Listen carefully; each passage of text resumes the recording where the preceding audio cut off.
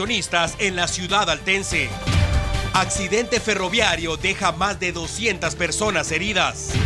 Vacaciones obligadas y 10,000 quetzales de multa para presidente de los Panzas Verdes. Bienvenidos, excelente noche de viernes. Este 13 Noticias. Les saludamos Pablo Paniagua y Corina Ardón.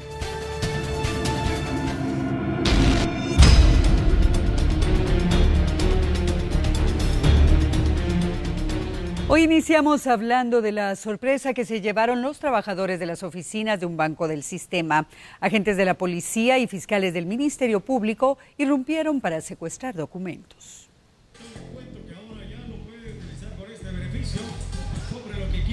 Debido a los altos índices de criminalidad que padece Guatemala, la sociedad se ha acostumbrado a observar operativos policiales en horas de la mañana y todos esperan el resultado.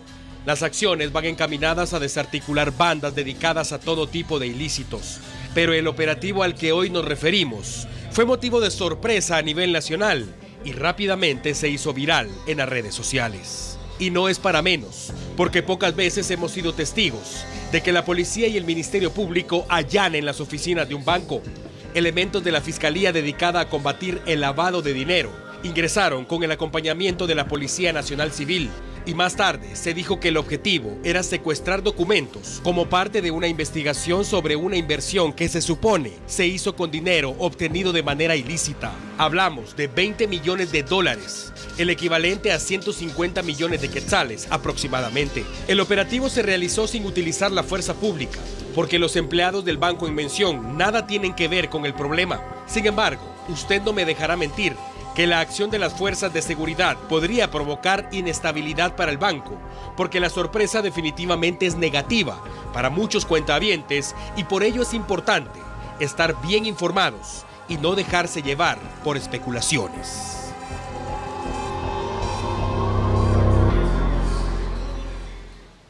Y para aclarar las dudas tras los operativos, el superintendente de bancos y el juez que ordenó el allanamiento ofrecieron declaraciones a la prensa. El allanamiento estaba limitado a buscar documentos de inversiones en esta entidad bancaria por parte de una empresa con sede en Panamá, que es investigada en Guatemala por la dudosa procedencia del dinero que respalda sus acciones financieras. La empresa registra al venezolano Hidalgo Socorro como su presidente y representante legal. De acuerdo con las investigaciones del Ministerio Público, este personaje realizó las inversiones. La Intendencia de Verificación Especial de la Superintendencia de Bancos detectó los movimientos financieros de esta empresa extranjera en el banco y le pareció sospechoso el origen del dinero, que podría ser producto de actividades ilícitas. Con esa base, el Ministerio Público presentó la denuncia ante un juzgado de extinción de dominio. Pero lo más importante, el dinero sigue en el banco. El dinero no se afectó. Al que se le afectó fue al que parecía como dueño de esa inversión. Él perdió los derechos y pasaron a poder del Estado. De alguna manera, ahora, provisionalmente, el Estado es el dueño de ese capital, mientras se sigue el procedimiento de extinción de dominio. La investigación relaciona a Socorro con Enoc Martínez.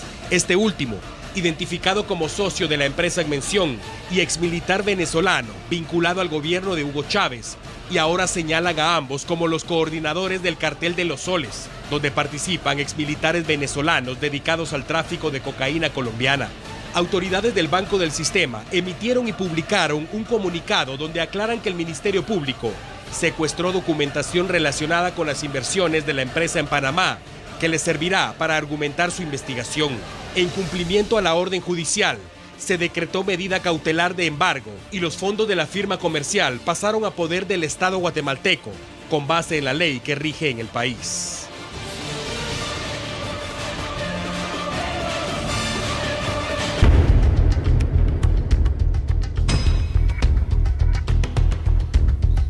Y en otras noticias, más de 20 personas de origen africano abandonaron su país en busca del sueño americano, pero encontraron el fin del camino en Guatemala. En el kilómetro 22 de la ruta al Pacífico en dirección al departamento de San Marcos, fueron rescatados 18 hombres y 3 mujeres de nacionalidad africana. todos en estado de deshidratación y sin alimentos, informaron las fuerzas de seguridad.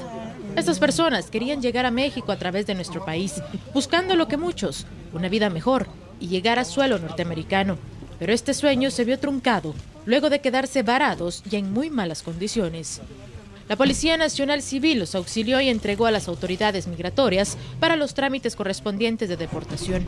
Este grupo no es el primero que se localiza en lo que va del año, que son engañados por los famosos coyotes o traficantes de personas, que les prometen el cielo y las estrellas a cambio de miles de dólares, que van desde los 10,000 hasta los 45,000, y luego los abandonan a su suerte.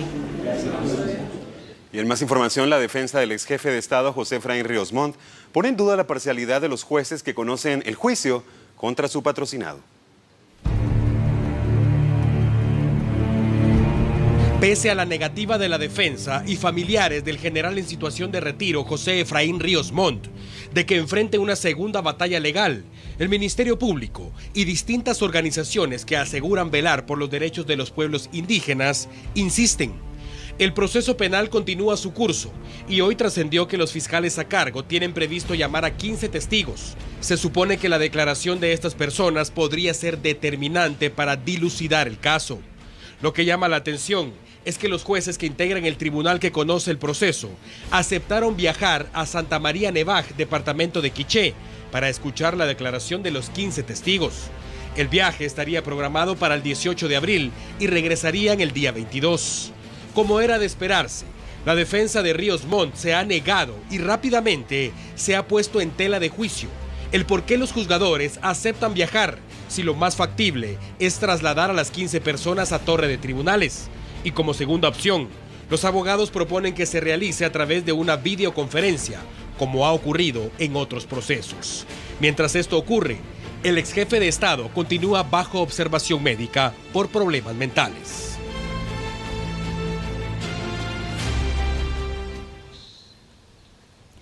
Y en otra judicatura, presuntos integrantes de una banda de extorsionistas rindieron su primera declaración. El récord de llamadas telefónicas, mensajes de texto, depósitos y retiros en cuentas bancarias son algunas de las pruebas en poder de la Fiscalía contra las extorsiones que conoció el juez durante la primera declaración de 16 presuntos extorsionadores que hoy declararon en su primera audiencia. La Fiscalía argumentó que el 12 de marzo del año 2015 recibió la denuncia de transportistas de San Miguel Petapa, víctimas de extorsión, por un grupo delincuencial que les enviaba teléfonos celulares para comunicarse con ellos y exigirles altas sumas de dinero que debían depositar en cuentas bancarias. Algunas de las referidas cuentas estaban a nombre de las personas que hoy enfrentan juicio, quienes lo retiraban y repartían entre los integrantes de la banda. Los delincuentes amenazaban con asesinar a pilotos y a los propietarios si se negaban a depositar el dinero. Con base en los movimientos de las cuentas, la Fiscalía determinó que esta banda acumuló más de 300,000 quetzales, producto de las extorsiones, durante 12 meses. Ahora vamos a Retaluleu, donde un hombre que buscaba carencia de antecedentes policíacos terminó en la cárcel. Las autoridades se percataron que era buscado por el delito de violación sexual. Con la intención de realizar un trámite, este hombre de 24 años, identificado como Rafael Alejandro Arriaga, originario de Coatepeque, Quetzaltenango, fue capturado en la zona 1 de Retaluleu cuando pretendía tramitar sus antecedentes penales. La razón, según las autoridades, el hombre tiene una orden de captura del juzgado de Coatepeque por el delito de violación con agravación de la pena en circunstancias especiales, al haber supuestamente violado a una menor de edad, quien se presume es su familiar, versión que aún está en investigación. Este hombre fue llevado inmediatamente al juzgado de turno competente.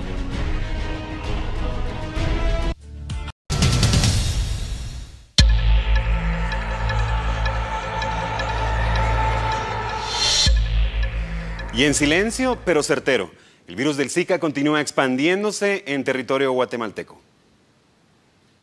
El problema de desabastecimiento de medicinas y la falta de personal es uno de los retos a superar por el Ministerio de Salud, quien ahora debe enfrentar los casos de Zika, que ya contabilizan 264. Dentro de ellos figuran 57 mujeres embarazadas y existen 900 casos sospechosos. La costa sur es una de las áreas más afectadas por este virus. Sí, sigue siendo la región de Quetzaltenango donde hay 225 sospechosos y 24 casos confirmados. Suchitepeques tiene 85 sospechosos, pero 47 casos confirmados. De ahí otro que tiene bastante alto en casos confirmados es Santa Rosa con 23 y 84 sospechosos. Es oportuno e importante que los ciudadanos atiendan las medidas de prevención, principalmente durante la época de calor, que es propicia para la producción de zancudo que provoca el virus del Zika. El director del hospital público más grande del país ofreció detalles sobre las carencias de medicamentos y el aumento de pacientes que no reciben la atención adecuada.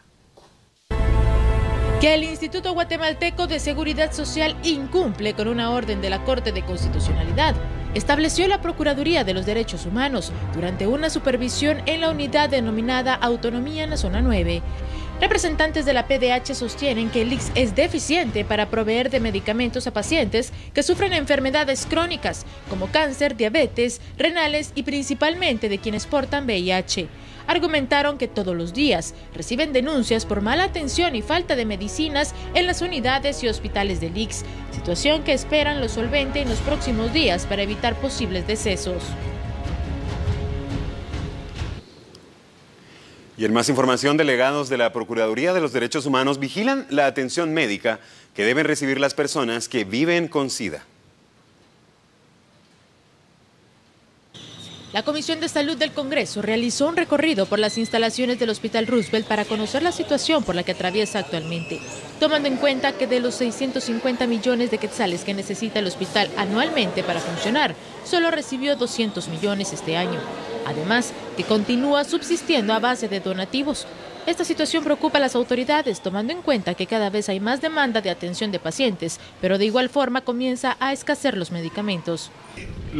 Por la sobrepoblación más que todo, como les cuento yo, tenemos a veces más de 1.200 pacientes hospitalizados, lo que mina mucho nuestros insumos, pero nosotros hemos tratado de ver sobre todo en encanamientos donde más problemas tenemos es en el hacinamiento, se nos vienen algún tipo de infecciones nosocomiales que las tenemos que estar tratando con los antibióticos y ahí es donde se nos termina. Situación que continuará derivada de los pocos recursos que recibe el Ministerio de Salud. Son 2 o 3 antibióticos, 2 medicamentos para el cáncer. Ya los solicitamos esos 5 medicamentos, o los volvemos a subir al portal y si no cotizan, o si no los cotizan en el portal, vamos a tener que sacarlo en el periódico, como les decía, para lograr comprarlos por otros medios. Apenas ayer, la Junta Directiva del Hospital Roosevelt pidió a las autoridades del Ejecutivo que tomen su responsabilidad y ejecuten un plan de acción rápido que realmente permita brindarles constantemente los insumos y herramientas que necesitan para atender a los pacientes. Y veíamos las declaraciones del director del Hospital Roosevelt hablando precisamente sobre las carencias que tiene el hospital público más grande del país. Y seguimos hablando de seguridad pública, pero ahora nos enfocamos en las carencias del Seguro Social. Desde febrero se ha denunciado por parte de pacientes de enfermedades crónicas del ICS la falta de medicamentos en la institución, que ha puesto en peligro la vida de la mayoría. Situación que no ha mejorado desde entonces y no ha tenido la atención de las autoridades competentes, según lo indicaron. Son pacientes de cáncer, diabetes, esclerosis, insuficiencia renal, entre otros, quienes necesitan de su medicamento diario para poder subsistir. Tengo que ponerme la insulina todos los días y sin embargo, desde el 26 del 2 que no me dan insulina. Y si la voy a comprar afuera vale 535. Muchos de estos pacientes se sienten ignorados por las autoridades, como este hombre que padece de diabetes. Llegó en busca de su medicina y la respuesta fue bastante desalentadora. Hasta en mayo. ¿Y qué tengo que hacer? Le dije yo, esperar que le dije. Ya me acabo de hacer la muestra de azúcar, la tengo a 200. La PDH realizó una inspección dentro del ICS para constatar qué es lo que está sucediendo y efectivamente encontraron desabastecimiento. Tenemos documentados a través de nuestras denuncias y de verificaciones que se hacen casi todos los días, porque casi todos los días hay denuncias de esta unidad, la falta de existencia de medicamentos para enfermedades como cáncer, que sirven para las quimioterapias, incluso de antirretrovirales y enfermedades para tratar la esclerosis. Sin embargo, las autoridades del ICS indicaron que desconocen las denuncias de los pacientes, ya que el instituto se encuentra abastecido, salvo algunos medicamentos que están escasos por no haber en el país. Cuando un paciente o un grupo de pacientes requiere un medicamento específico que no está en nuestros códigos, entonces por supuesto no lo va a encontrar. De manera que acude a los tribunales para que los tribunales nos ordenen a nosotros comprar ese medicamento.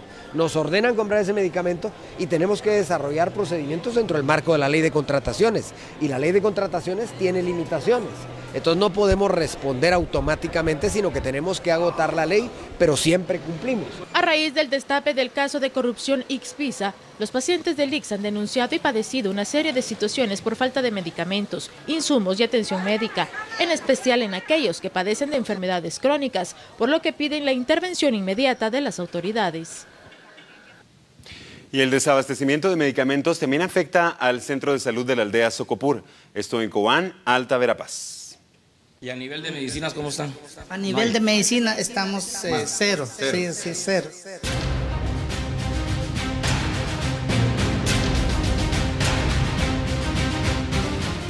¿Cómo le hacen para cuando viene alguna persona con alguna enfermedad? Mire, aquí solo con receta le damos y solo lo registramos en la CICSA, que siempre se lleva en control, ¿verdad? Qué pena porque pues la gente viene a tratar de curarse, ¿verdad? Y que no tengan ustedes ahí pues un stock medicinal, pues sí es preocupante. No hay presupuesto para luz. ¿Cómo que no hay luz? Luz sí hay, pero no hay bombillas. Exacto, sí. Estamos igual entonces, o sea, ¿de qué nos sirve tener luz si no tenemos bombillas? Acá en ese centro de salud, el agua potable, no tenemos agua potable. Ahí estaba un tinaco, pero se destruyó por el tiempo y mire cómo quedaron los tubos y ahí quedaron abandonados. No podemos también lavar las heridas con esas aguas. Traemos a nuestros hijos, solo nos dan recetas. Y como hay veces también no hay dinero, entonces de nada sirve que nos den recetas. Yo solo soy un diputado, vamos a hacer las gestiones, vamos a hablarles a las autoridades donde corresponde para que ustedes, ojalá, primero Dios, puedan tener en este caso pues medicinas, puedan tener pues bombillas, puedan tener agua, que es lo básico, que es lo que se necesita. Nunca jamás han venido un diputado acá, nunca. Única nada más usted el primer que veniste a ver la necesidad que tenemos nosotros. Pero gracias a Dios que siga adelante, que Dios. En la calzada Roosevelt de la zona 11 capitalina ocurrió una balacera que dejó un hombre herido. La policía lo identificó como Emerson Giovanni Pilala, de 20 años. Un automovilista relató que Emerson y otro hombre en motocicleta lo tomaron por asalto y exigieron que entregara sus pertenencias de valor mientras conducía su automóvil. Otro piloto se percató del atraco y disparó contra los asaltantes, logrando impactar en la espalda de Emerson. Este hombre dijo que se quedó sin trabajo y eso lo obligó a buscar dinero de manera ilegal. Pero las cosas salieron mal y todo indica que el disparo le fracturó la columna vertebral y parece que además de perder el empleo, también perdió la movilidad de sus piernas. Hablamos ahora de otro atentado contra un hombre en motocicleta. En este caso, el sujeto falleció y se dice que dejó cuentas pendientes con la justicia. Esta vez el escenario fue un sector del parcelamiento Caballo Blanco, Retaluleu. La víctima, Cornelio Armando Trieles Sánchez, de 37 años, un hombre que según sus familiares se ganaba la vida como agricultor y también era contratado para hacer pozos de manera artesanal. Viajaba en una motocicleta y según versión de testigos, fue emboscado por dos hombres quienes lo esperaron en el sitio durante varios minutos. Al observarlo, le dispararon en repetidas ocasiones y más tarde huyeron entre las fincas de la zona. Los familiares de Cornelio aseguran desconocer el móvil del crimen, pero al consultar la base de datos de la Policía Nacional Civil, se constató que tenía una orden de captura vigente desde el 4 de junio del año pasado por el delito de violación sexual. Las autoridades no descartan que el crimen esté relacionado al delito por el cual era buscado, como una venganza de la víctima o de sus familiares. La responsabilidad, como siempre en este tipo de casos, es del Ministerio Público. Pero lo que sí es cierto es que Cornelio partió al descanso eterno, con cuentas pendientes ante la justicia normativa. El servicio que usted necesita. 21 horas por Canal 13.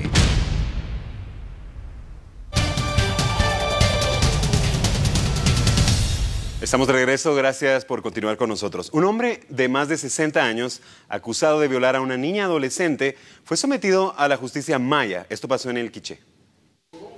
Azotado frente al pueblo y desterrado de la comunidad, fue el castigo que le aplicaron las autoridades de la alcaldía indígena a Carlos Gómez López, de 65 años, presunto responsable de abusar sexualmente de una menor de 13 años y dejarla embarazada. Este sujeto, según las autoridades de la comunidad, es el causante de los abusos de la niña y deberá largarse del pueblo. Como castigo tendrá que comprar un terreno fuera de la comunidad, construir una casa donde habitará a partir de ahora y mensualmente deberá dar una caución económica a la menor y su bebé. El hombre soportó los azotes en medio de la vergüenza y acusaciones, pero durante el castigo un grupo de hombres que portaban armas de fuego amenazaron de muerte a los reporteros que cubrían el hecho y las autoridades indígenas. Pongo la cara y qué. Y el Estado guatemalteco continúa apropiándose de las fincas de alias Chamalé, quien espera el juicio y veredicto en Estados Unidos. Lo que no cuesta ganar se va como agua entre los dedos. Seguramente así piensa ahora Juan Alberto Ortiz López, alias Chamalé, con la decisión del tribunal que determinó que 5 de sus fincas pasan a formar parte del patrimonio extinguido y que serán administrados por la Senaved. A Chamalé le fueron extinguidas 5 fincas ubicadas en Oco San Marcos. El famoso capo, que guarda prisión en los Estados Unidos, intentó conservar las propiedades al registrarlas a nombre de testaferros, pero después de su sentencia en julio del 2014, las propiedades fueron investigadas y se procedió al proceso de extinción. Las 5 propiedades suman 25 millones de metros cuadrados y la mayoría fueron utilizadas como bodegas y pistas de aterrizaje para extraer cocaína que enviaba a Estados Unidos. El amo del Pacífico, como en su momento le denominaron a Chamalé, en el círculo del narco, tenía nexos con el cártel de Sinaloa y contacto directo con Joaquín El Chapo Guzmán. Y mucha atención, a continuación lo ponemos al tanto de 2 hechos sangrientos. El primero ocurrió en la zona 7 capitalina y el segundo en la zona 18.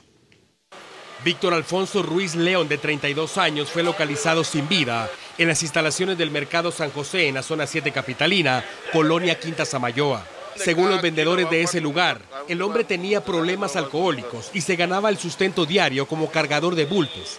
Desconocen cuál pudo ser el motivo del ataque, ya que era tranquilo y pasaba la noche en los locales desocupados. Según los cuerpos de socorro, la víctima fue atacada con un arma cortopunzante.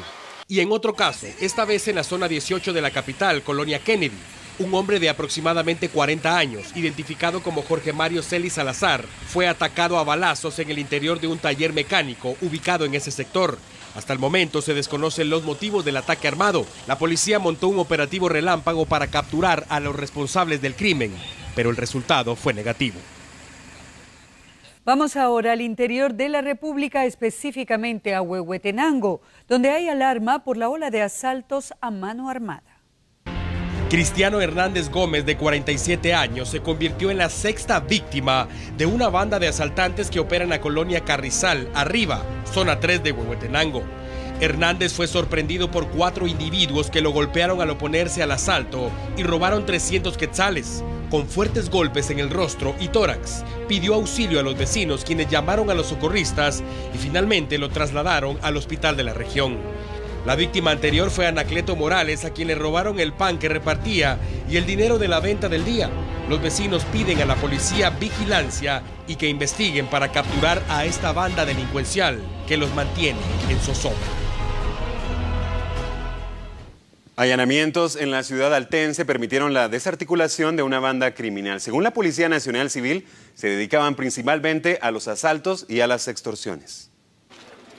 Sindicados de robo y extorsión, fue desarticulada la banda denominada La ANA, señalados de ocasionar lesiones graves y extorsionar en el departamento de Quetzaltenango. Fue gracias a 8 allanamientos que la Policía Nacional Civil junto al Ministerio Público logró la captura de estas personas, quienes además de los delitos de extorsión también son buscados por otros hechos criminales.